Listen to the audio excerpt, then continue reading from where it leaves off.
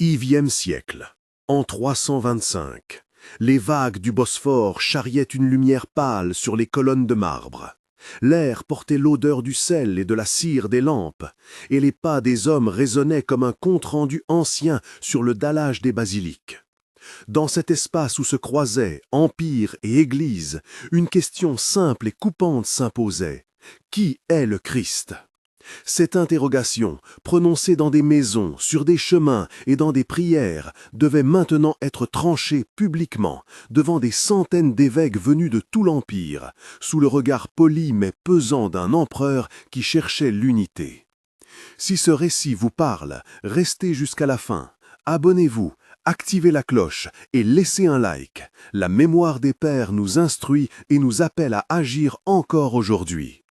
Les évêques arrivèrent en cortège, chacun portant sa toge, ses sandales usées, quelques parchemins glissés sous le bras. Leurs visages étaient marqués, certains par la fatigue du voyage, d'autres par les traces des persécutions récentes. Cheveux rares, mains calleuses, cicatrices discrètes sur les temples, signes muets d'une foi éprouvée. On entendait le grattement des plumes sur le papyrus, tandis que les scribes préparaient des tables de lecture. L'ombre d'antiques temples païens se découpait hors des murailles. Les papyrus et la foi nouvelle se disputaient les mêmes rues, et l'air vibrait d'une tension à la fois spirituelle et politique. Constantin, l'empereur, demeurait à l'écart du débat théologique dans l'esprit des hommes. Il veillait à la paix civile, à l'ordre de l'Empire. Il n'en était pas moins présent, impressionnant par sa stature politique et par la solennité de sa cour. On raconte, selon la tradition, que sa propre conversion avait été marquée par une vision de croix avant une bataille, récit que l'on rapporte avec prudence comme on rapporte un écho lointain des choses divines. Son rôle fut pourtant déterminant. Il convoqua la réunion, proposa un cadre, mais la parole théologique devait venir des évêques eux-mêmes. Au centre de la controverse se tenaient Arius et Athanase, deux figures opposées, non par animosité personnelle d'abord, mais par une divergence profonde sur la nature même du Fils. Arius, un prêtre d'Alexandrie à la parole séduisante, avançait l'idée que le Fils, le Verbe, avait été engendré par le Père. Il insistait sur la primauté du Père et craignait que l'affirmation d'une égalité de substance entre Père et Fils ne détruise la transcendance divine. Pour Arius, dire que le Fils est engendré signifiait insister sur une origine, et il craignait que parler d'identité d'être entre les personnes ne rende indistincts les rapports divins. Sa rhétorique reposait sur une logique qui séduisait, préserver l'unicité de Dieu, éviter le risque d'un polythéisme masqué. Athanase, jeune diacre puis évêque attaché à Alexandrie, se leva avec le feu que lui donnait la conviction. Il répondit que le salut dépendait de l'identité du Sauveur. Si le Fils était une créature, même la plus noble, il ne pourrait pas restaurer la nature humaine au contact de la divinité. Athanase prit des Écritures comme témoin. Il évoqua le prologue de Jean. Au commencement était la parole, et le cantique de la création qui ne pouvait être réduite à une créature. Il rappela aussi les exégèses de Hébreux et de Colossiens qui présentent le Fils comme image du Dieu invisible, souverain sur toute chose. Pour Athanase, la foi chrétienne ne se tenait que si le Fils partageait la même substance que le Père. Non une ressemblance extérieure, mais une identité d'être qui permet la communion entre Dieu et l'humanité. Le terme qui vint à la surface des débats et qui deviendra central fut « homoousios », de même substance, rendu en français par « consubstantiel ». Définir ce mot fut moins une coquetterie philosophique qu'une garantie pour le salut. Si le Verbe n'était pas vrai Dieu, la croix perdait sa force rédemptrice. Les échanges s'enflammèrent. Dans la salle de concile, la voix des orateurs montait et baissait comme un chœur imparfait. Les phrases se succédaient, rapides, acérées. Citations d'écriture, analyses sémantiques, souvenirs de catéchèse. Parfois, la parole se faisait plus lente, rythmée, et l'on sentait une sorte de respiration sacrée envahir la basilique lorsqu'un homme citait Jean ou Philippiens. D'autres fois, la salle se fendait d'une contestation, d'une réplique froidement logique. Dieux et hommes, enseignement et politique, trahison et fidélité se frôlaient dans ces dialogues. On rapporte, selon la tradition, une anecdote qui fit rumeur. Le vieil évêque Nicolas, d'où l'on racontait qu'il avait giflé Arius en le jugeant trop hardi. Les récits varient et l'histoire se pare des couleurs du temps. Certains la racontent comme une brève explosion de colère paternelle, d'autres la relèguent au domaine des légendes édifiantes. Toujours est-il que ces épisodes, qu'ils fussent littéraux ou symboliques, témoignent de l'intensité des passions et de la profondeur des enjeux. Dehors, les routes qui menaient à Nicée avaient encore les traces des derniers conflits. Des évêques venus de provinces lointaines parlaient des martyrs qu'ils avaient vus, des communautés marquées par la persécution, hommes et femmes marqués par les persécutions, mutilés ou exilés, dont les regards portaient la mémoire d'épreuves silencieuses. Ces visages conféraient au débat une densité humaine. Ce n'était pas une querelle de mots d'école, mais une lutte pour l'âme de peuples entiers. Les arguments scripturaires prenaient cher quand on songeait à ceux qui avaient risqué la vie pour le nom du Christ. Les paragraphes du débat se succédaient en crescendo. Arius insistait sur un Dieu unique et transcendant, opposant au langage dogmatique une lecture qui cherchait à préserver l'ordre divin. Athanase, répondant point par point, ne cherchait pas l'invective, mais la clarté. Il montrait que plusieurs textes bibliques, Jean 1, Hébreux 1, Colossiens 1, Philippiens 2, convergent vers une compréhension du Fils qui dépasse la créature. Il proposa alors une affirmation qui devait sceller l'orthodoxie. Le Fils n'est pas une créature, il est engendré, non pas créé, de la même substance que le Père. Cette nuance de vocabulaire, si subtile en apparence, portait un monde spirituel colossal. Les heures de débat firent place à des moments de recueillement, des lectures longues, des silences. On pliait et dépliait des parchemins, les mains des scribes noires d'encre. La lumière des lampes jetait des reflets de cire sur le marbre. Parfois, un souffle léger, comme d'un esprit invisible, traversait la salle. Les symboles, marbre et cicatrices, flammes et épées, revenaient discrètement dans les gestes des hommes. La flamme, qui consumait la cire, rappelait la présence, ardente et juste. L'épée, rangée dans son fourreau, rappelait la nécessité de défendre la vérité. Puis vint la proclamation. Le rythme ralentit, la diction se fit solennelle.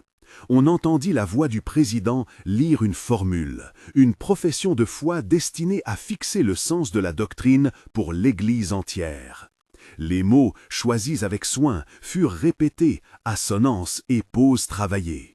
Le silence qui suivit chaque clause était comme un temps de pesée entre ciel et terre.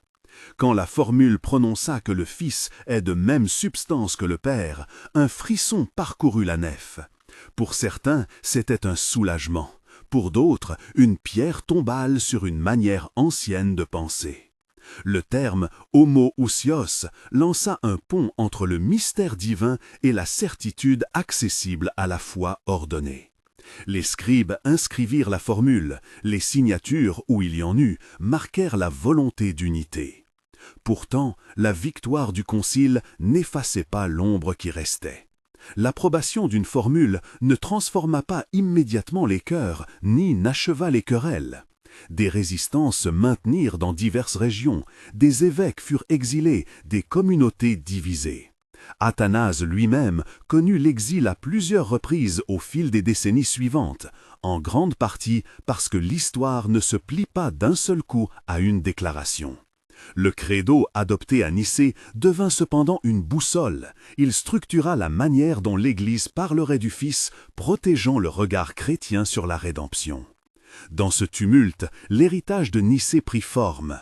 Une affirmation théologique qui permit de parler de salut avec cohérence, une mémoire conciliaire qui ordonna la liturgie et le catéchème, une détermination à défendre la foi face aux erreurs qui pouvaient la miner. Le Concile montra aussi que l'Église corps vivant sait conjuguer la force de la doctrine et la fragilité humaine, qu'elle peut, malgré les passions, forger des formules qui servent la vie du peuple de Dieu. L'histoire de Nicée n'est pas seulement une archive poussiéreuse, c'est un enseignement pour maintenant. Il enseigne que les termes théologiques ne sont pas des abstractions lointaines, mais des instruments qui protègent la bonne nouvelle. Il rappelle que la vérité sur le Christ touche la foi et la vie concrète des croyants. Il met en garde contre les séductions d'une logique qui saupoudre la foi de relativisme et invite à une vigilance animée par l'amour. D'une voix qui mêle réconfort et défi, la mémoire de ses pères nous interpelle aujourd'hui. Défendre la vérité, ce n'est pas d'abord vaincre dans les débats, c'est garder le flambeau de l'Évangile pour les générations qui suivent.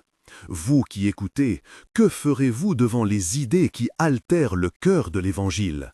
Allez-vous chercher la fidélité au texte et à la confession, ou céderez-vous aux séductions d'une parole qui déplace le centre? La scène se refermait sur des images puissantes, la basilique vidée peu à peu, des hommes qui reprenaient la route vers leur diocèse, des parchemins roulés à nouveau. Mais toute victoire proclame ses conséquences et ses résistances. Les signes de paix ne signifiaient pas la fin des combats, ils n'étaient que le commencement d'une lutte pour l'orthodoxie qui traverserait les années et les exils. Encore hésitante, la lumière sur les dalles laissait apparaître des ombres plus longues. La conférence officielle marquait le début d'une transmission. Le credo, désormais fixé, devait traverser la voie des catéchètes, les confessions des fidèles, les procès et les exils. Athanase, figure centrale désormais reconnue, porterait cette charge avec ardeur et solitude. Arius, repoussé par le verdict, laisserait derrière lui des questions qui trouveraient des relais chez certains, tandis que d'autres, ralliés à la clause conciliaire, chercheraient à consolider l'unité. La lutte doctrinale avait produit une formule, mais le cœur de l'Église continuerait de battre dans les petites assemblées, dans la prière des persécutés, dans l'enseignement des maîtres et dans la fidélité des martyrs, dont les visages s'imprimaient au passage des évêques. Les mots écrits sur le parchemin avaient désormais la force d'une encre. Ils liraient l'enseignement et la prière, la liturgie et la vie. Mais la route était longue encore, et l'histoire allait montrer que chaque victoire doctrinale appelle une endurance toute spirituelle. La narration pose maintenant la question du prix humain et de la persistance de la vérité après le concile. Comment les hommes, épuisés et résolus, portaient-ils cette parole dans des villes où l'apostasie menaçait, ou dans des campagnes où le catéchuménat peinait à franchir les portes? Et comment la confession conciliaire devint-elle l'outil d'une fidélité vivante plutôt qu'une simple proclamation sur parchemin?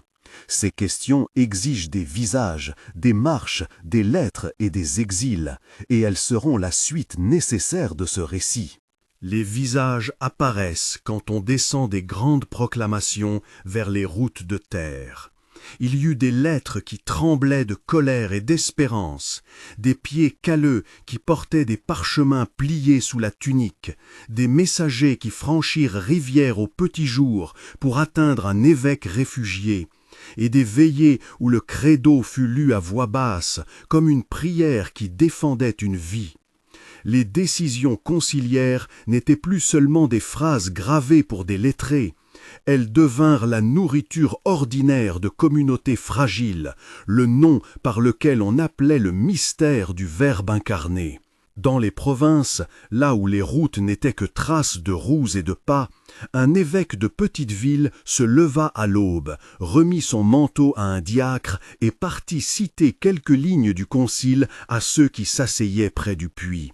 Il parlait d'un fils qui n'était pas créé, d'une nature qui partageait la même gloire que le Père.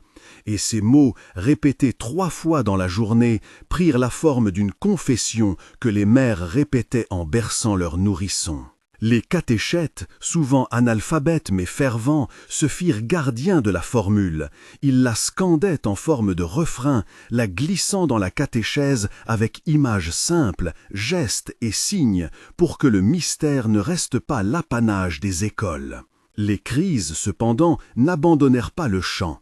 Là où un évêque d'Orient était exilé, un prêcheur influent proclamait la différence ontologique entre le Père et le Fils, comme si la foi du peuple n'était qu'un pli à corriger.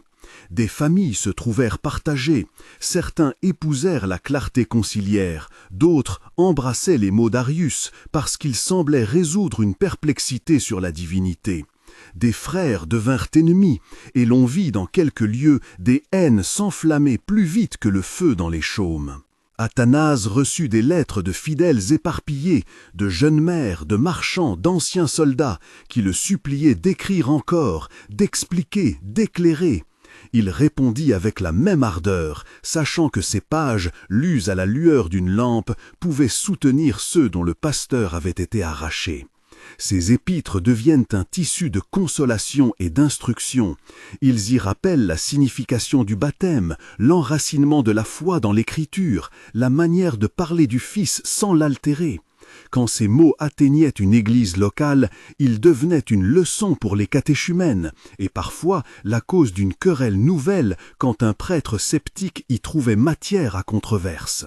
La persistance d'Arius se manifesta par des cercles d'écoute, par des manuscrits copiés sous le manteau, par des rhétoriques qui séduisaient par leur apparente simplicité.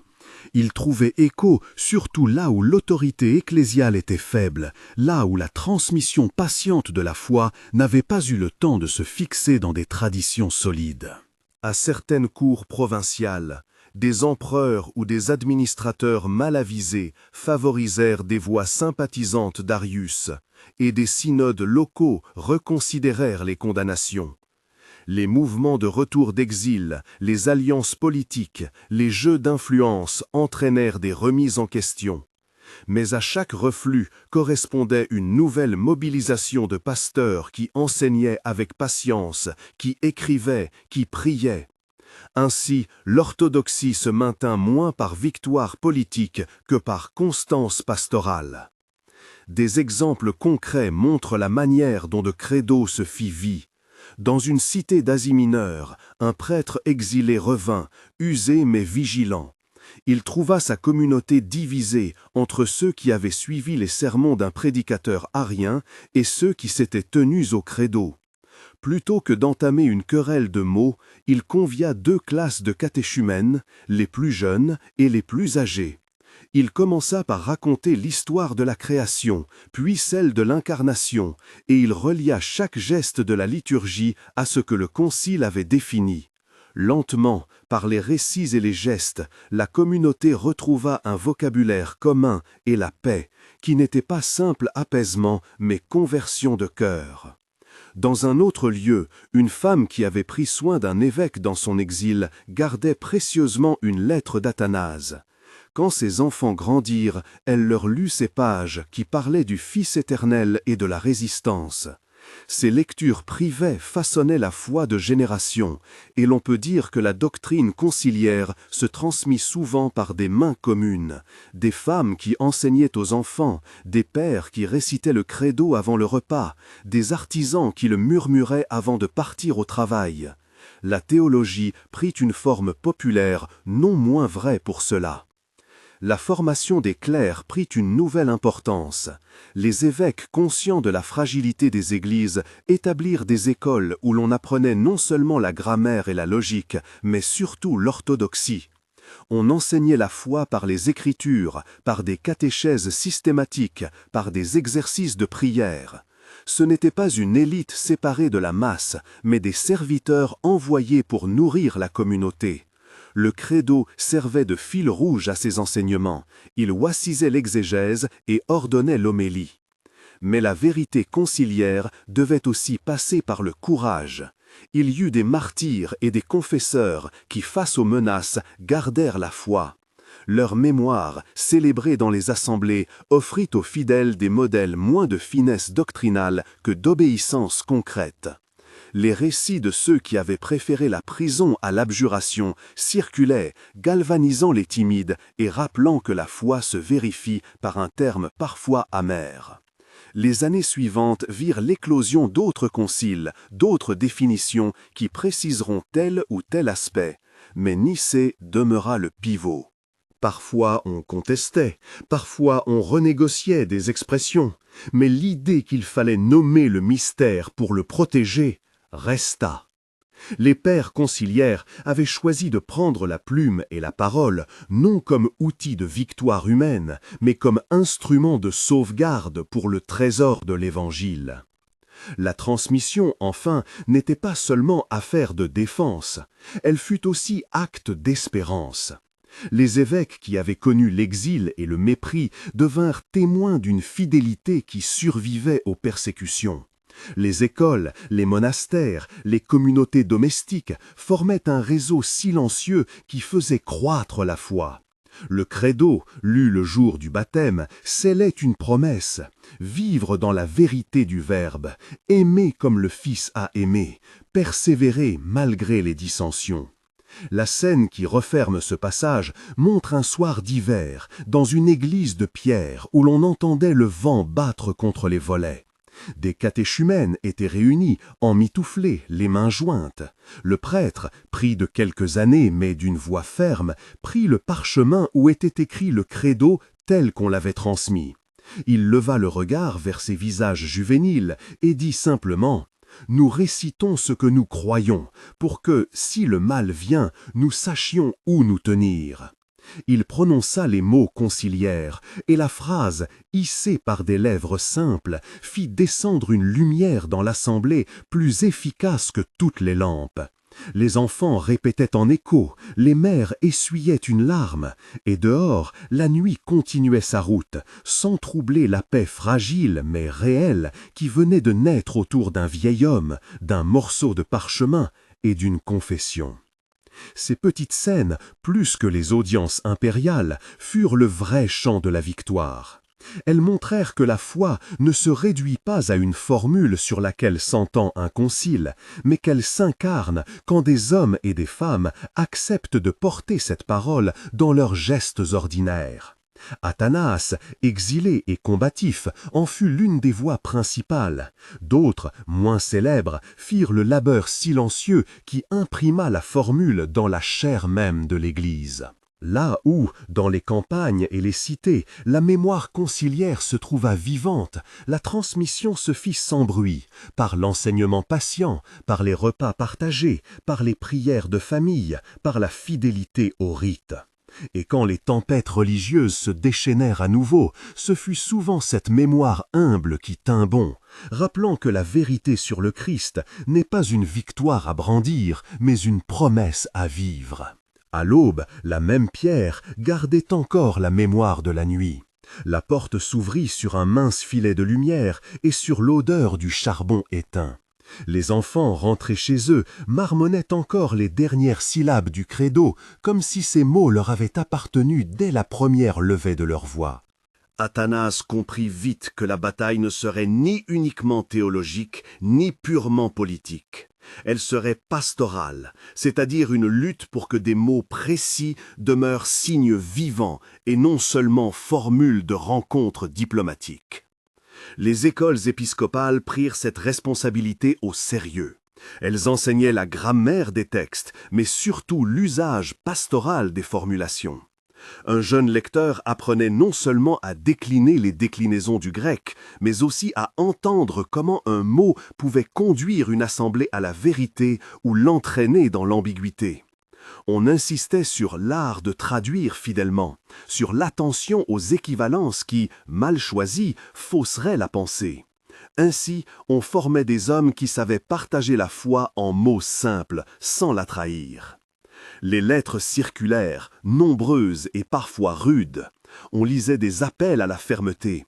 On lisait aussi des suppliques pour la miséricorde. Des évêques exilés écrivaient depuis des lieux froids où les murs étaient peuplés d'anciens combats.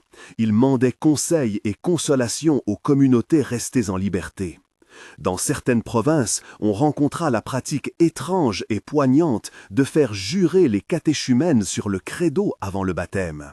Ce rituel asseyait l'engagement du nouveau-né en Dieu, mais il portait aussi le poids de ce que la confession signifiait à rebours des hérésies. Il n'était pas seulement profession de foi, il était serment public, attestation d'appartenance.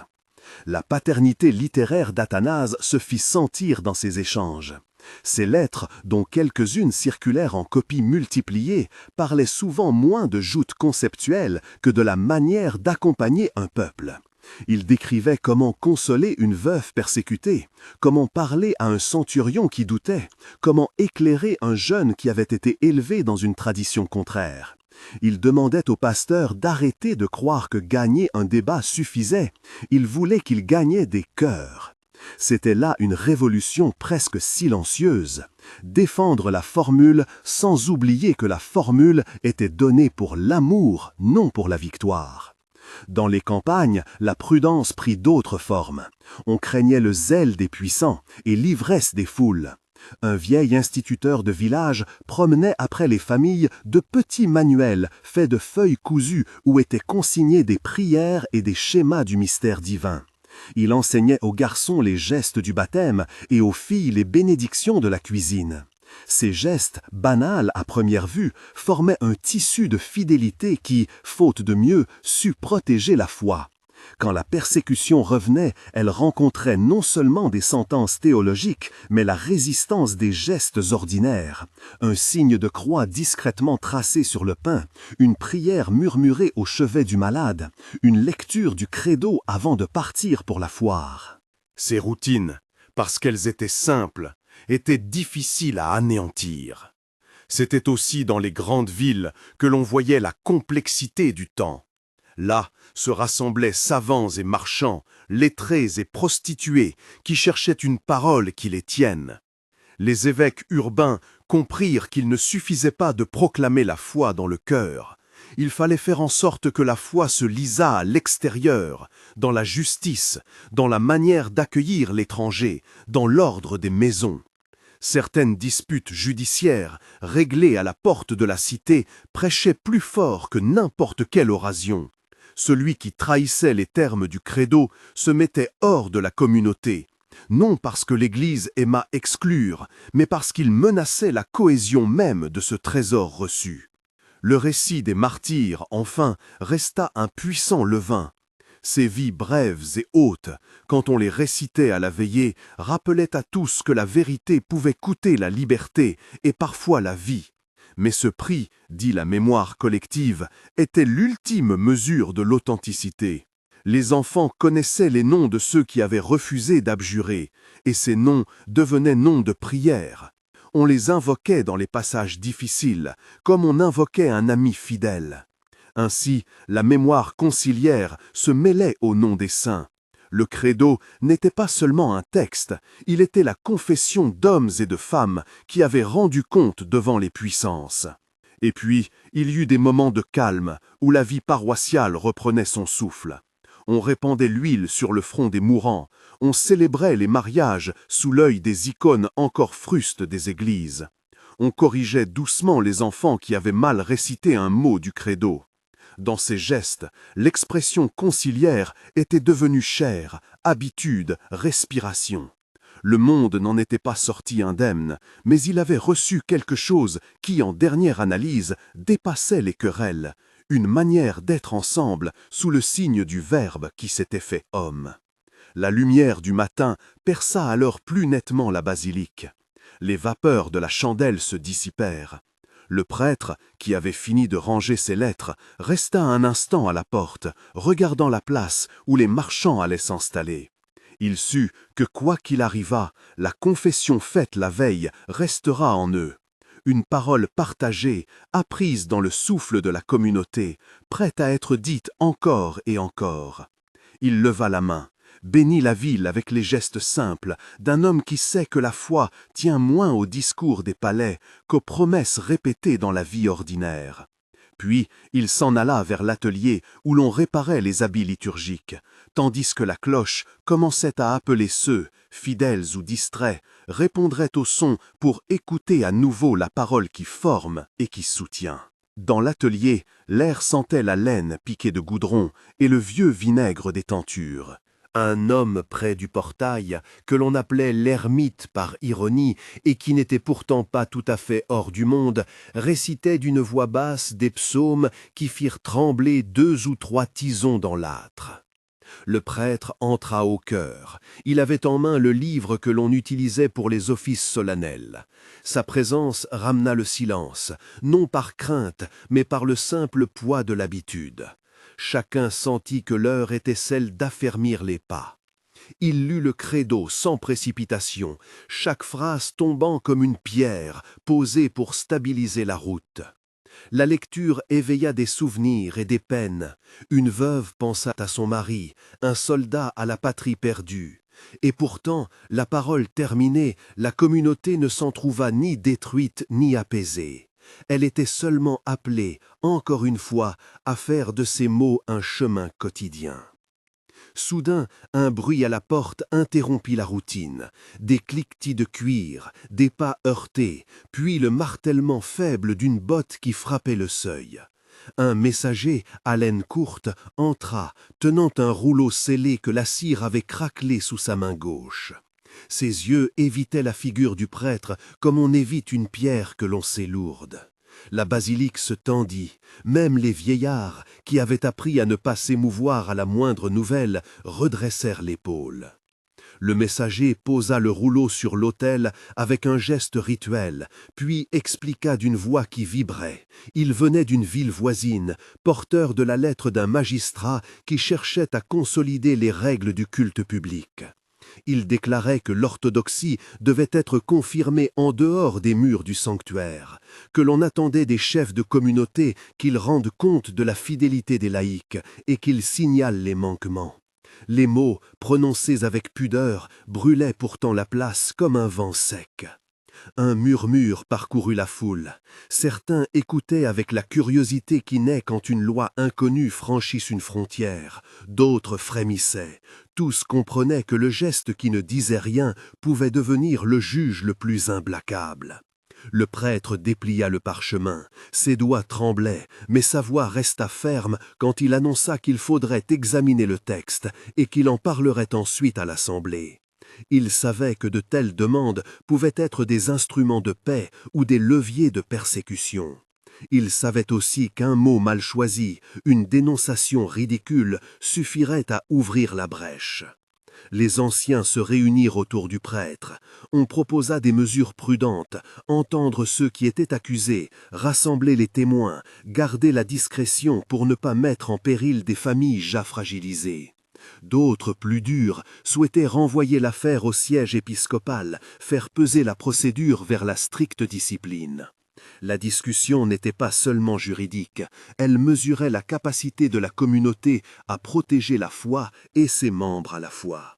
On parla de mémoire, on parla de gestes, on parla surtout de la manière dont le credo devait vivre, si comme une arme ou comme un abri. Anselme, qui avait entendu de loin la lecture, posa sa main sur la couture qu'il tenait.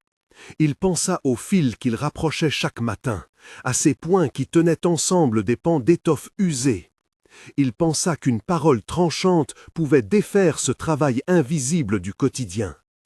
Dans le silence qui suivit, on décida que la meilleure défense était la prudence humble. Ne pas répondre par le silence d'un refus, ni par la fureur d'un démenti, mais par la clarté d'une vie ordinaire qui montrerait ce que signifiait croire. Le messager resta, assis, écoutant, et dans ses traits, on lut une curiosité mêlée d'admiration. Il n'avait pas prévu que des hommes et des femmes, entourés de tissus et de prières, discuteraient comme des cultivateurs avant la pluie, pesant chaque geste. La décision fut de préparer une réponse mesurée, d'envoyer aux magistrats des exemplaires des actes du culte, des listes de pèlerinage, des noms de ceux qui avaient péri en témoignage. Mais aussi, on décida de ne point livrer à la vindicte les pauvres qui craignaient pour leur pain. Alors que la communauté reprenait sa respiration et que le soleil montait assez haut pour allonger l'ombre des arcs, l'atelier d'Anselme se remit à l'ouvrage. Fabiola passa une seconde fois, remercia en murmurant. Martien sortit pour peser ses marchandises et Barthélemy retourna à ses cahiers. Le prêtre, tenant encore le parchemin, leva la main dans un geste qui était à la fois bénédiction et promesse.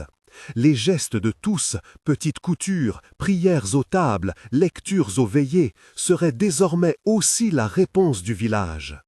Il ne s'en remettrait pas seulement aux mots des palais, il se tiendrait par les habitudes qui avaient préservé la foi plus sûrement que toute ordonnance. À l'extérieur, la ville reprit ses sons, on clabaudait, on portait des paniers, on riait à voix basse. Mais sous cette animation ordinaire, chacun comprit que l'heure avait marqué une inflexion. La foi se défendrait par la clarté des vies et non par la férocité des formules.